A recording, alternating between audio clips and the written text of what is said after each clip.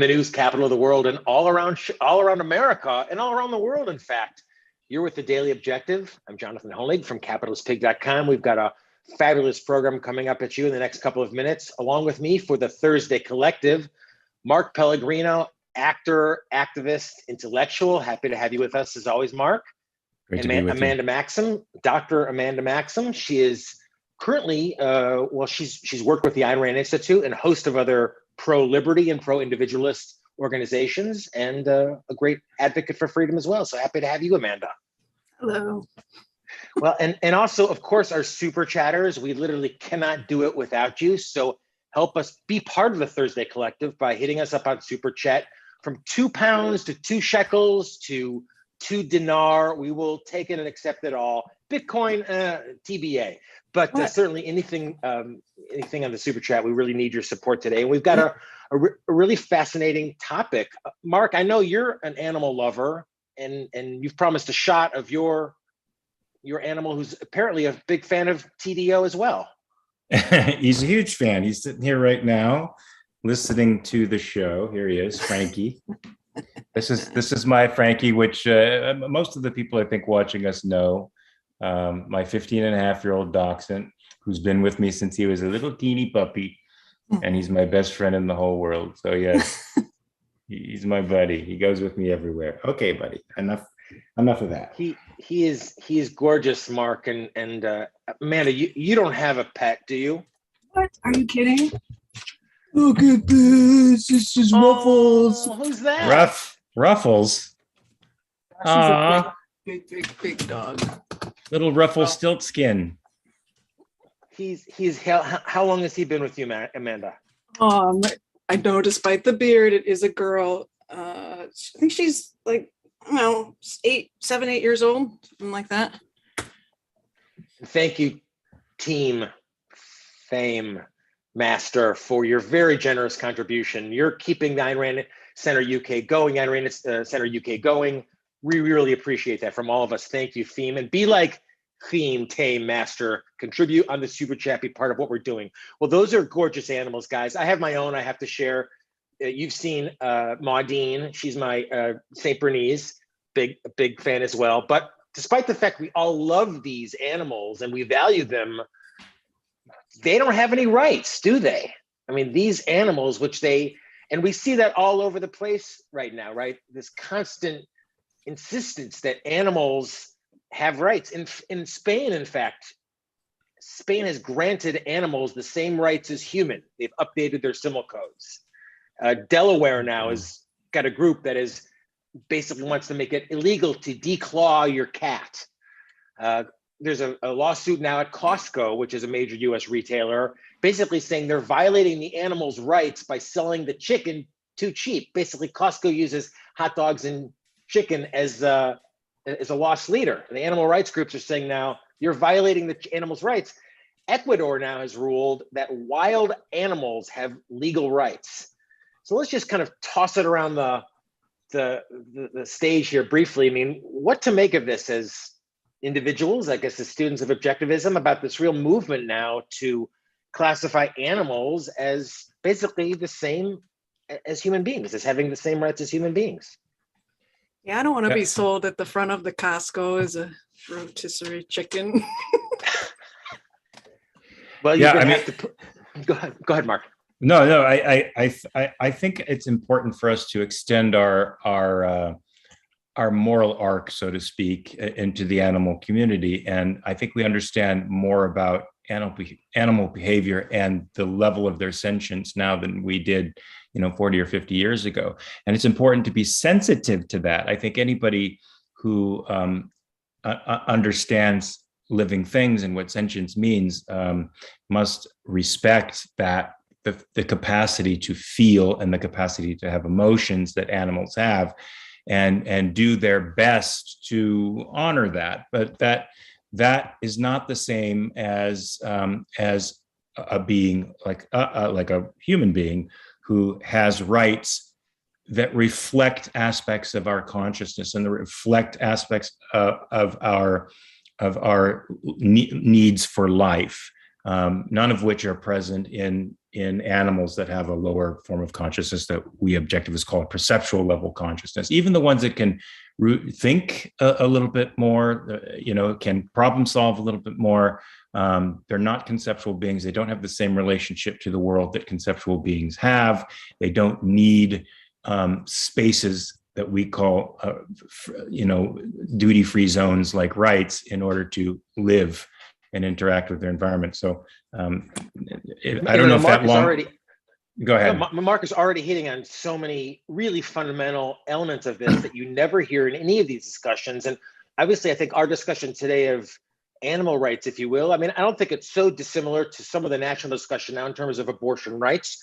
Saying, does this entity feel pain? Is it aware? On what level? And thank you, Bonnie, for your contribution. Robert, who's a member for his, Robert says, Okan is consuming his entire Super Chat budget, but he's still participating. He's a member, so we want to encourage everyone to do that. Robert says, individual rights can't be exercised or even understood by animals, so they certainly can't be granted to them. That said, treat them rationally. And Mark's kind of alluding to a bit of what you said. Yeah, I think people say, like, animal rights often, they say the word rights because that gives it a certain clout, like rights are a really serious thing. I think oftentimes it means, like in the most benevolent sense, that, to treat the animals right, to do right by the animal first. Well, I mean, we have to add Dr. Peikoff, on whom this episode is, his title has been stolen from a question he was asked on this podcast. He's a big animal lover as well. But I mean, at the end of the day, we are eating them, right? We're not doing right. We're carving them up. And Dr. Peikoff was asked this exact question: why is the taste of meat more valuable than the animal's freedom, the animal's right to live and be that cute cow? And with your guys' permission, we'll maybe just crib a little bit of his answer and talk about it in real time. Sure, let's do it. This idea of, valuable to who? And Dr. Peikoff says, value isn't a fact just out there. It's an assessment to a valuer. I'm paraphrasing his words right now. He says, basically, this idea says that man should not place his life and enjoyment above that of the cow. He identifies that as egalitarianism, obliterating the difference between man and other species. And isn't that, just to begin with, we'll talk about that, that's kind of what this animal rights movement's about. I mean, they basically saying that you can give a cow a lawyer, that cow needs to have legal representation in a court of law just as a human being does. And that, again, from what Dr. Peikoff said, there is no difference between man and any other species. They're all the same. And this is sort of an interesting question to me, because I think even in the human realm, the degree to which a being has reason, how can I express this? We make concessions to beings who aren't developed enough to stand on their own, or to stand in their own defense, or to live life independently, right? A mentally disabled person is a ward of somebody else who's able to handle all the needs that somebody who's developmentally disabled can't. Or a child is another example where their rights, quote unquote, are limited. Right? Their capacity to act is limited, so they have somebody as a surrogate, rational person, acting for them. But life is this standard. So it seems like the animal activists are saying, well, even a child or a developmentally disabled person has a right to its life. So what is the difference between that level of consciousness and, say, another animal that might have a similar level of consciousness? What is the difference? Because there's no potential that's going to be actualized in, say, somebody who's permanently disabled in that way. Well, I mean, Amanda, you want to jump in? I just want to say, that's an interesting sort of discussion and thinking about the borderline cases. I don't know, it's fascinating, and talking about like how courts treat people, and like what exactly does it mean to have your rights limited, and how much, and I don't know, that kind of stuff. Yeah, it's fascinating. I like to think about aliens, if you want to know the honest truth. So like, well, right. If aliens, I think Dr. Pico's asked, if aliens came down, would they have rights? Yeah, If like they were, if they were it rational depends. beings, I imagine they would. Yeah, but wouldn't that be so interesting? Like the whole field of philosophy would suddenly get incredibly interesting to me, where But it's like what would it mean to have rights for an alien? Like would they have emotions? How is that different?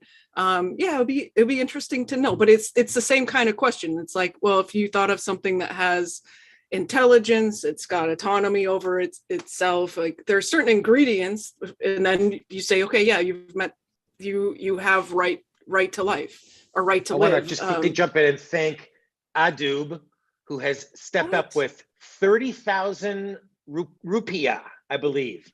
Whoa. We thank you from all of us, the Global Ayn Rand Center UK movements. Thank you. You are one of us. You're a student of objectivism. Tom Colazol is a new member. Thank you. Thanks for being part of us and, discussing all these, but I'll just make the distinction, Mark, and I think you're bringing up a lot of good issues about humans that are mentally retarded, children in particular, but developmentally disabled. I shouldn't say retarded, but Dr. Peikoff says that he calls himself an egoist. He says he places, I'm paraphrasing now, I place my life and the species to which I subscribe to far above any other. And when it comes to a conflict, not quoting him, and in this case, invariably, it comes to a conflict between man and animal, he says it's my species and my life and what it requires above theirs. Indeed, and I think most animals sort of adopt that perspective without even thinking about it. It's ingrained into their instinctual behavioral map, right? They just act for their own interests automatically, and anything that gets in the way of that interest, they defend themselves against it. But I still think that when we have these borderline cases of developmentally disabled people and people who can't act fully rationally like children or even animals, there's for me, I can say my dog doesn't have rights, but I treat him as if he does. And I could treat sentient beings in my life as if they do. I know there's laws in California now, or laws in other states that are now preventing police officers from breaking into your home and killing your dog, which they used to do right off the bat. They would come into your home, and if it was particularly if they thought that it was a haven for drug use, and they would immediately kill the dog, and then they would go through and arrest everybody. Now they're treating dogs as if they are members of the family, so that police are now prohibited from doing that. I think that's a significant step, because we as human beings are valuing these animals in much more deeply than we were 30 years ago, and that does bestow something on them, right? Because we value them. Right. Sure. I mean, it's interesting you put it as I guess I would say they're property. They're not members of the family. They're your property. So they're going to come in and kill your dog. They're coming in and destroying your property. They better have a really good reason to. In my mind, I mean, they're not. I think in a weird way we fall into you say that they're part of the family. We feel as if they're part of the family, but certainly the state shouldn't evaluate them as parts of the family. It's not like when, if you die, then they turn to your dog and say, all right, well, what do you want to do with Mark's estate? It's their property. And well, let me ask, let's go back to something Dr. Peikoff said, and we kind of glossed over it. I think most people don't, is this idea of that, what animals don't have, we're going to focus on animals today, but I think you probably I'm guessing you meant throw in developmentally disabled and children as well, is that, they don't have, Dr. Peikoff says about this, they don't have the faculty of reason. He says, look, I give animals the same prerogative. I love this. This is again quoting from Dr. Peikoff's podcast. If a group of mosquitoes or monkeys want to get together and say, we're more important than you are, I say absolutely right. And if you can enforce it, good luck to you. Now, the real answer, though, is that they cannot do this. Again, quoting Dr. Peikoff, they cannot decide on principles and so on because they don't have the faculty of reason. And that is the deeper answer. So, I mean, basically, they're at war with us as well. No, I mean, the monkeys are, if they could get together and build some big weapons and conquer us, you don't think they'd be doing that right now? Yeah, I've seen that movie. Yes, it's called Planet of the Apes. Yeah, I don't.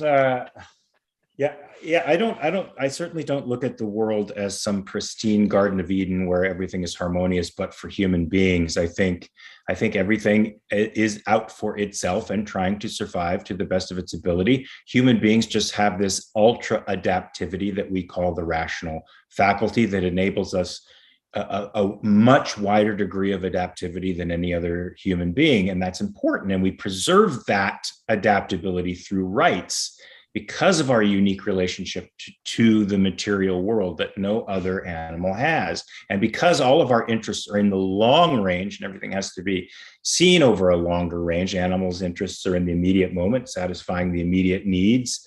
It's a very different perspective and so requires these sort of social restraints in order for us to survive peaceably with each other. Animals don't have that. They're at war with each other constantly and make no bones about it. This is something I think it's so unique to objectivism. And Mark, you hit on this from the get-go. You're obviously always taking a very fundamental point. Again, quoting Dr. Peikoff here. Thank you, Robert, for your contributions, your support as well. Dr. Peikoff, quoting him again, rights are coexistent with the faculty of reason. To respect someone's rights means to treat him by persuasion rather than by coercion. It means to say he's a sovereign entity and you will appeal to his mind. So if he doesn't have a mind, it's out of the question. And someone, Anne in our super chat wrote, take your stinking paws off me, almost anticipating what Dr. Peikoff wrote or said. You cannot have a raging lion come at you and you say, let's discuss this. Let's talk about this. I just realized why that's such an insult to tell a man, take your paws off of me. Thank you. Yeah, because it means they're like an animal. I got it. It's good. It's good stuff. Right, but we can't reason with the animals. This is the problem. We can train them, we can get them to follow some basic orders, but we can't reason with them, and they can't reason. They can't get together and say, all right, how can we gang up on Amanda and get into her apartment and take her stuff?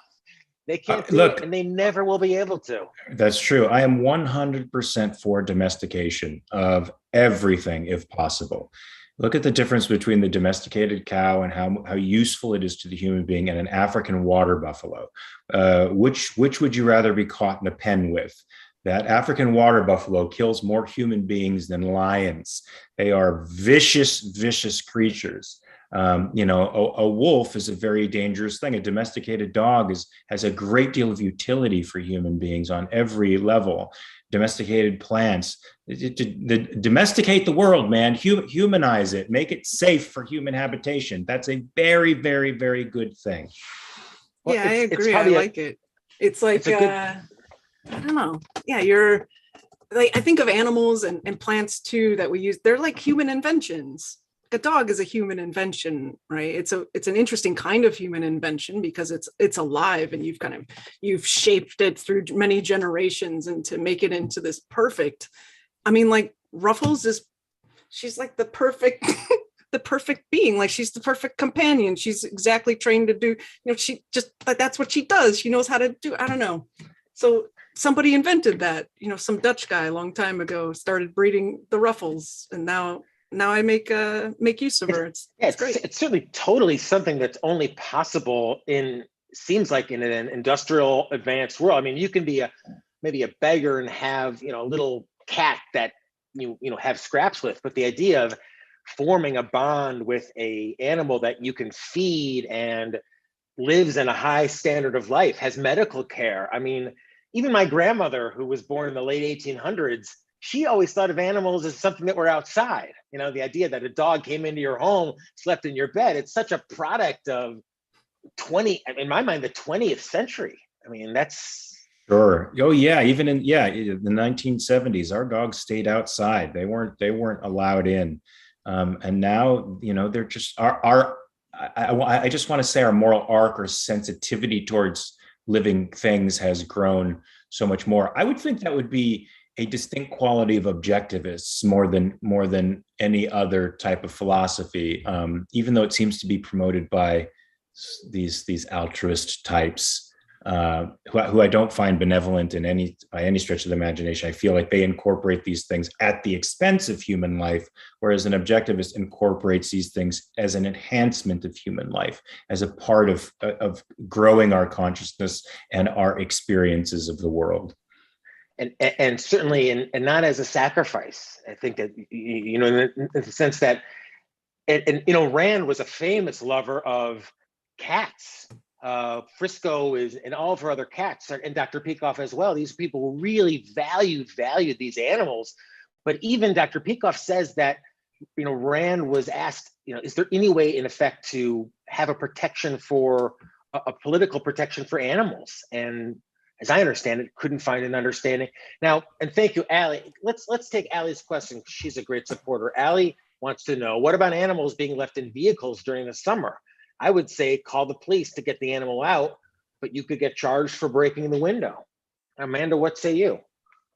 Yeah, like living beings, pets are important to people. Like, and if I saw one that was in jeopardy and I could do something about that, I think I would. I don't know, it makes sense. It's like they're living things that are pets have a certain status in my, you know, in my heart, and yeah, I would try to save it if I could. I mean, I wouldn't put my life at danger, like to jump in the rapids of the raging river to go after some pit bull that I don't know anything about. Yeah, no, it's an interesting question, because there's a bit of the emergency element here in Allie's question of like, do you risk yourself? Do you risk being charged with breaking a window? And then there's a sense of do you just value life because it's a living entity? Well, I mean, this is an interesting question here, because the person who's leaving their dog in a car with the windows rolled up or even cracked, and when it's extremely hot outside, is extremely neglectful and disrespectful of the not only the comfort but the health of the being that's in there. And I think the police could interfere in a situation like that. And that's the danger of, you know, claiming something as your property, as opposed to understanding that it's a living autonomous being that's sentient, which makes it something different. It's something a little different. I mean, we need the designation of property to say it's ours, and so that we have you know, sovereignty over it. We have total control over it, but that total control could mean something like that, which I don't think anybody could countenance. I certainly wouldn't walk past a car like that when it's 90 degrees out and I see a dog going through heat stroke in the car without bashing that window in and pulling that dog out. Yeah, you do it without a moment's notice. I mean, I wouldn't. And if they said, well, I'm charging you for the window, I'd say, send me a bill. I mean, you know, you can't kind of stand by. In fact, Dr. Peikoff said this exactly, quoting again. He says, I don't mean it's morally proper to do anything you want to animals. I would say if you wantonly engage in sadistic torture of animals for the sheer pleasure of their suffering that is no benefit of medical knowledge or of food or hides or anything like that, no practical, tangible, objective human life benefit, that is immoral. You're sick. But it's still outside the province of government to prevent. And there is something about that. So there may not be laws that the government can make with respect to that, but I, as a human being witnessing this kind of brutality, can do something about it. In fact, if the son of a bitch asked me to pay for his window, I'd say, I'm taking your dog. You're not getting him back. There's nothing you can do about it because I'll whoop your ass. And you can take your window and shove it, peace, and leave with the dog. So that's his penalty for cruelty. All right. Now he can now the fact that he might have some form of legal sanction to take me to court to make him whole again after what he's done, that sort of disturbs me. I'm having issues wrapping my head around Peikoff's statement, even though it's intellectually consistent. I get it. The fact that there can be no legal recourse against somebody who is wantonly sadistic or negligent like that, it chafes me. I have to work my way through this one. I believe from what I've read, there was that similar frustration because he's obviously a huge animal valuer. We are all huge animal valuers. And I admit, Amanda, you want to jump in? You're good? Yeah, I think as much as it makes you angry and like you can't go there. Like I go to the vet sometimes with Ruffles, and then they start saying things to me that worry me, like oh, you really take good care of your dog, or gee, she hasn't had a bath in a while or something. And I worry that like, okay, are they going to report me to somebody for like, I care for my dog in the way that I do it, and that's my right to do it. And people have all sorts, like, I don't know if you've met, there's some really crazy pet owners who are, I don't know, they just take it to a level that I don't. And then, so they're going to be able to tell me or dictate, how it is that I care for my animal, the way that I treat it. Yeah, like I don't think that's right. And there are things that you could do if you saw someone, I don't know, you knew of someone being cruel, like you wouldn't want to be friends with them, support them in any way. I don't know. Look, maybe you'd want to make it public, like, hey, this guy's a dog beater. Certain. I'm not sure that there's anything you could do legally, or if that's right, as hard as it is. Well, I mean, let's say as a consumer, you could certainly say, I'm not going to buy meat from Mark and I were chatting before the program, there's a kosher meat is famously kind of killed in a friendly way. I guess if you can kill a cow in a friendly way, they're not torture, they're, grass fed. I mean, there's ways as a consumer we can, express our preferences about the type of animal cruelty we're involved with. Have you heard of Temple Grandin? You know about her? The autistic woman who helped, revolutionized cow slaughter because she was interested in like what the cow was thinking and feeling, and she related to the cows. And oh my gosh, you got to check her out if you've never heard of Temple Grandin. Everyone in the super chat's like, yeah, I know what you're talking about, Amanda. Oh, really? I don't. Yeah. So what's her take on killing these animals? How does she do it in a way that doesn't distress them so much? Oh, she invented like the cattle chute that you see everywhere, where they kind of go one by one and then they step up to the place where they're slaughtered. It's something that holds them in, makes the animal feel comfort. And I think for her, she was autistic, and so she found that comforting too. I don't know, you did look into the details, but she revolutionized the way that animals are slaughtered so that they feel the least amount of pain that is possible. So I'm glad for her, like people to think about those things and take care of those things. Well, look, and I think these kinds of considerations are first world considerations. Thank God, right? We now have, provided the political class doesn't completely destroy us in the next 10 years, we have the wealth capacity to be able to consider the animal's well-being and welfare, understand how that affects the quality of the meat and the health, our health as a result, and perhaps provide the types of facilities that enable these creatures to have a better life situation while they're alive. But, in the early days of industrial food creation, it was about, getting the product out to people and increasing the accessibility of meat. I mean, people don't even think about the fact that 60 years ago, meat was a luxury to have. You had it on your plate once a week, and it was a real treat. And now we have it all the time, and that's why we're big and strong and have so much more longevity than our ancestors do. So it's quite a gift. And people look at industrial farming with a jaundiced eye, but they forget that, hey, we have to go through stages before we're able to, get rich enough to clean things up and make it nicer. Yeah, also have to realize that farmers, like, they don't treat their animals the same way that you treat an animal as a pet. And it's the right thing or reasonable thing to do it that way. It's a commodity. You have a whole herd of them.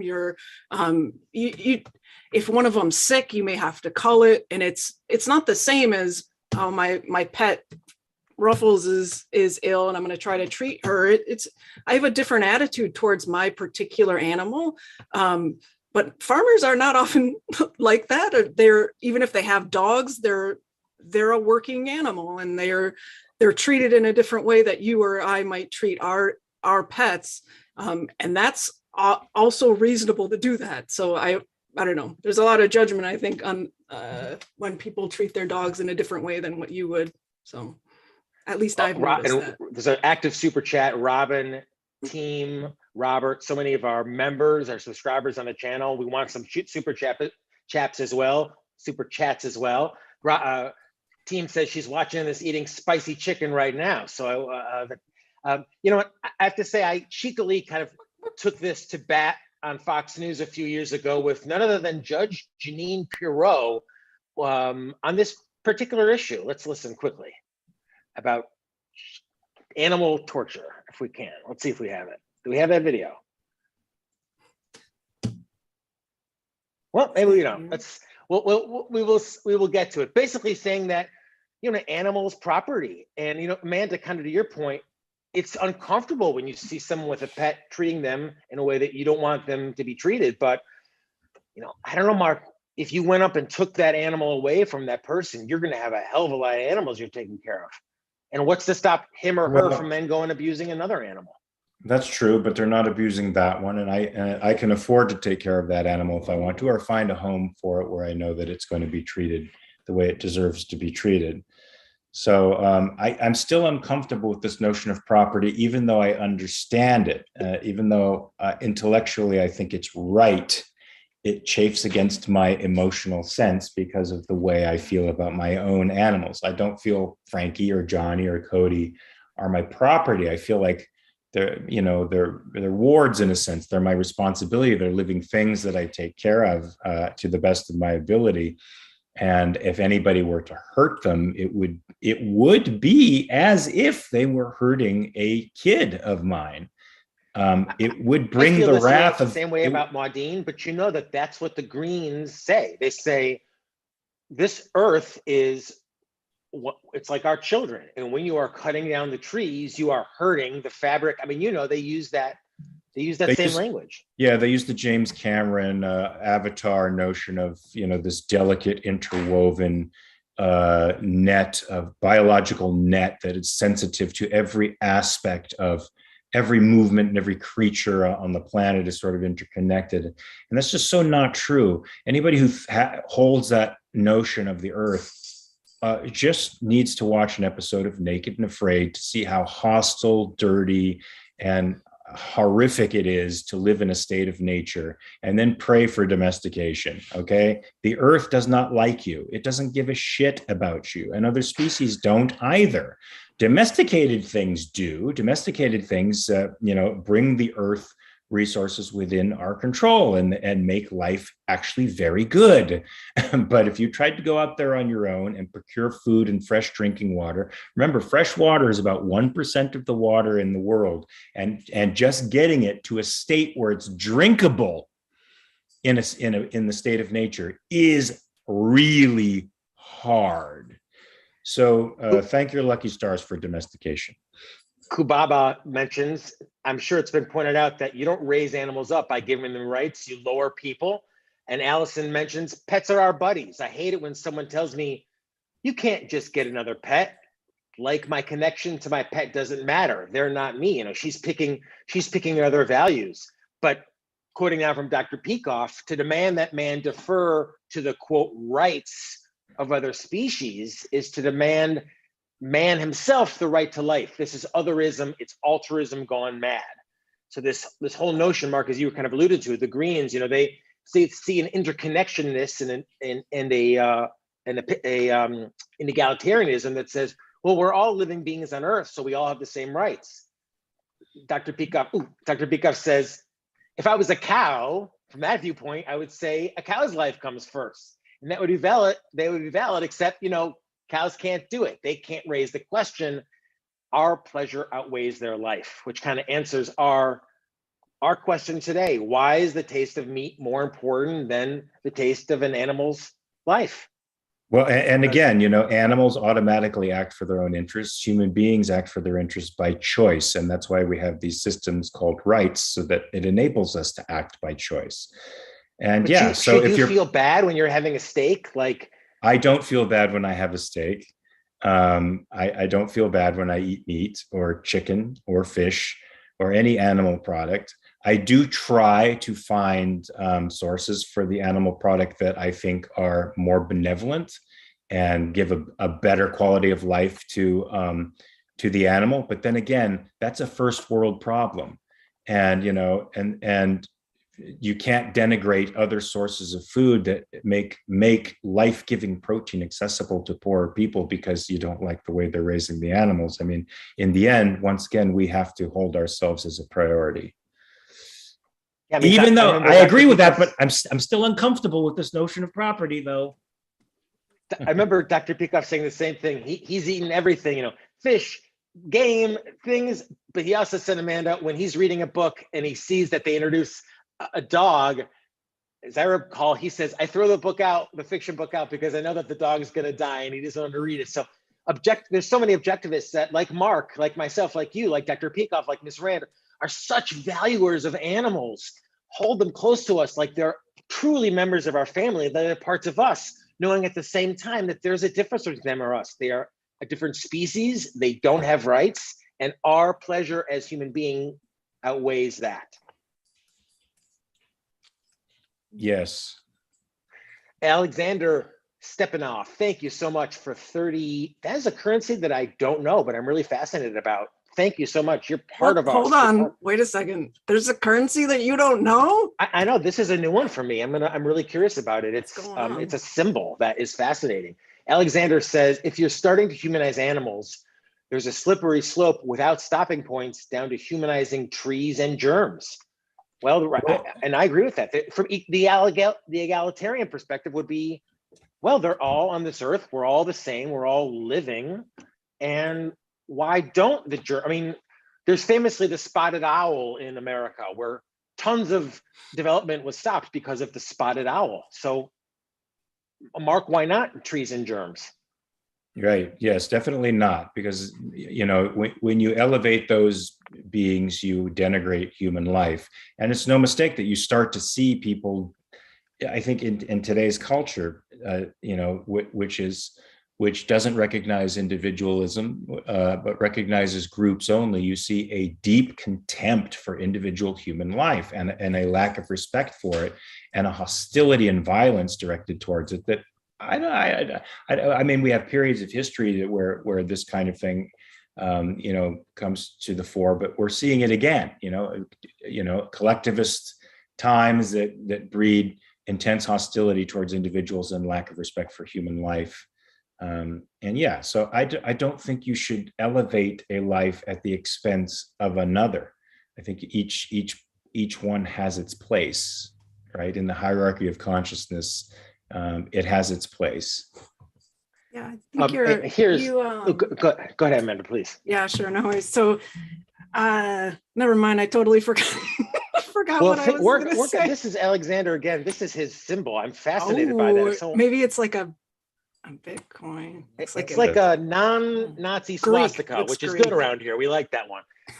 Free trade with a very generous contribution. Daniel's the shekel. Okay. Well, he says some animals use tools, using sticks to collect insects, etc. Is this a very rudimentary type of reason, even if far below the level which would afford the same animal rights? Maybe. This is the kind of question that biologists ask, and maybe philosophers even think about this kind of stuff too. Like, animals use tools. They do interesting things that indicate their level of intelligence. But they don't have language in the way that we do.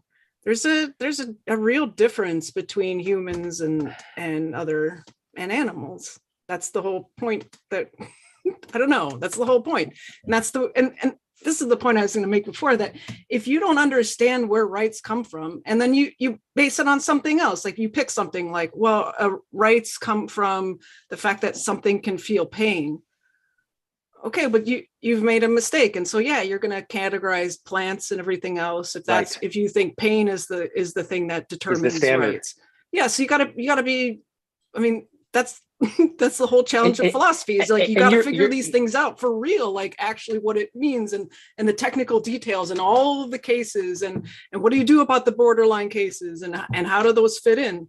That's one of the things. You're right. That's I don't particularly like nature, but it is amazing. I mean, a beehive is amazing. A nest is amazing. How do they do that? But Farhat mentions, the point is the bees have done that forever. They're never going to get better. They're never going to figure out a new way to do it.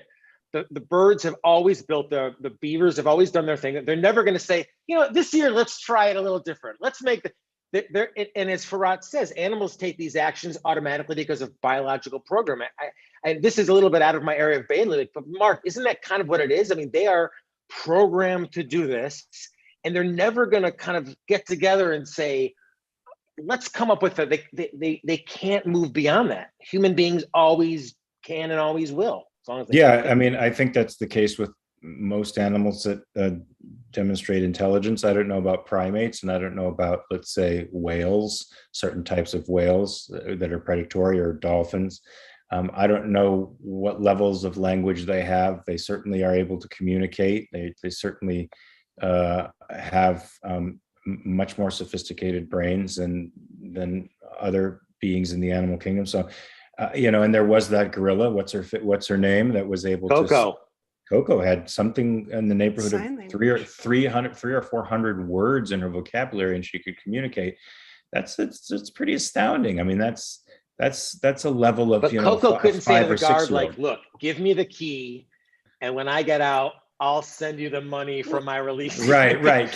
Could she be creative? Could she improvise with that dialogue and put concepts together in a way that humans can? I've heard about those animals. Like, that's what people get really excited about when, I don't know if it was Coco or some other gorilla, like finally put together two words. It was like water and bird to like mean maybe that she's trying to take, this is actually a swan or something. And like, that was the most exciting thing that the gorilla ever did. And that's telling, right? It's like they can like $100 million in research later.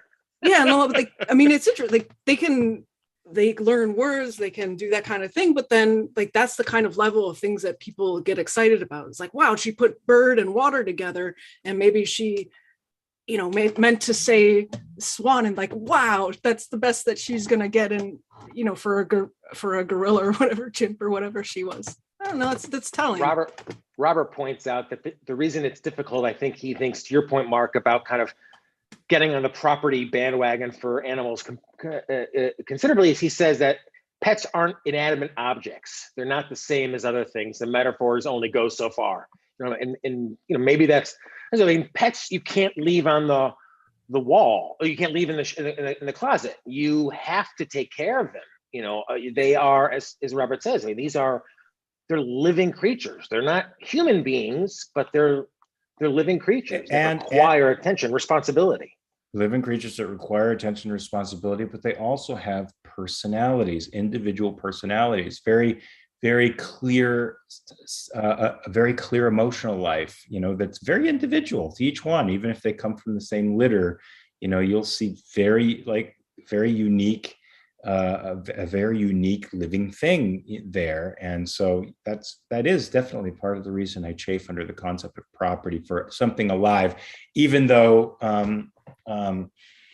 particularly dogs, and cats that are companions to you and serve not just the utilitarian purpose of being a work animal or an animal that's as a food source, but that is an emotional companion to you.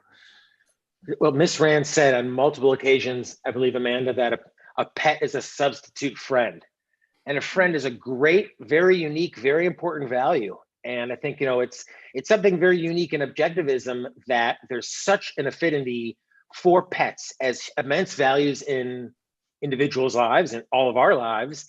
And at the same time, knowing that, human beings are understandably and importantly at the top of the food chain and are the ones whose rights ultimately matters, but that doesn't denigrate the very important relationships that we have with these living, personality-laden creatures. Yeah. That's right. And I think objectivism offers that unique perspective, and I don't see it anywhere. Once again, we're outside of the mainstream, but in all the right ways. You know, there's so many wonderful stories about Miss Rand and her cats and the emotions she had with them, and Dr. Peikoff as well with his dogs. These are real animal lovers, so it's a unique perspective. And as students of objectivism, we're happy to share these ideas with you. Alexander, thank you for the shekels. We were told back by our backstage advisors that Alexander has been very generous with his shekels. He says, probably we can define sentient beings as beings we can trade with. Thank you, Alexander, for getting it. Well, what do you guys say? I mean, is it trade with? Is it reason with? I mean, if the aliens came down, Amanda, and you just said, is it like they attacked us as long as we kept, you know, maybe we kept giving them corn, they wouldn't attack. Oh my goodness! Like I don't know. This is the thing. It's like it's not an easy answer. There's been whole entire Star Trek episodes that have been based on this question, right? Like we've discovered this new form of life. How do we determine if it's first of all intelligent? Then how do we know if it's like sentient in the way that it understands itself? It's conscious of itself. Like there's all sorts of, I don't know, layers of it. And if it's an alien, like it could look totally different than the way that like our evolutionists solved that problem. But yeah, it's not like there's an easy answer. I think trade isn't right. Like I worked at an animal testing lab. I should come out with it now at 46 minutes after the after the hour. But you could trade with a monkey. You can give it a peanut and it gives you something back. Like I don't know. I don't know what that would mean. It's not the same. But I think I would consider it sort of a trade, not in the material sense that we're used to, and not necessarily in the full human sense of two people consciously exchanging values to profit, but they just naturally they reciprocate naturally, and they give you an emotional benefit that you might not be able to get in other places, and that's trade enough for me. Well, there's something about sharing something with another living creature that's not a human being, that it's like a secret between you and this living creature that only you know. I mean, I know my dog, I look in the eyes very closely, very frequently, and that's hella intimate. I mean, it's really intimate. At the same time, you know, the dog cannot sue me in a court of law and say, what's with this kibble? I want fancy feast. You know what I mean? The dog doesn't have that right. I own it. It's got to listen to me. And but we thank our audience. I know we thank all of you for supporting Ayn Rand Center UK, especially the members. Now is a great time to become a member, be part of what we're doing, be part of the Daily Objective. There's no more shows today, but tomorrow we'll have a new Daily Objective live from Ocon. Theme with another generous contribution saying, what about lifelong social punishments for animal cruelty? Is that worse than temporary imprisonment? I mean, how do we deal with social punishment? Is in like the football player that was discovered that he was running like a cockfighting ring, and then nobody likes him now. It was a dog fighting ring. Yeah, got kicked off the team. I mean, we've seen the power of social censure now, and how it really can isolate and mess up people's lives. It can be a very formidable tool to adjust behavior. That's for sure, if it's used rationally. Of course, most of the time it's used irrationally and promotes false narratives and hurts people unjustly. But yeah, I think that is the peaceful way, I think, that you can deal with situations like this without using litigation. If the animal doesn't rise to the level of being able to create laws on their behalf, human beings can shun the person who treats animals in a certain way, and that could have quite an interesting effect. I've on the investment side, we've definitely seen that. Footage will get out from something that looks bad for animals, and people will step up their invest. Some will make a choice, but as there was a case in Chicago recently where an animal activist just glued himself to a Starbucks counter and super glued himself there because. Wasn't that the actor? Isn't that the actor Cromwell? Is it James Cromwell? It's how much super glue did it take? He's a very fine actor, but did he super glue his bare bottom? That's what I want to know. Because that would be real commitment to me.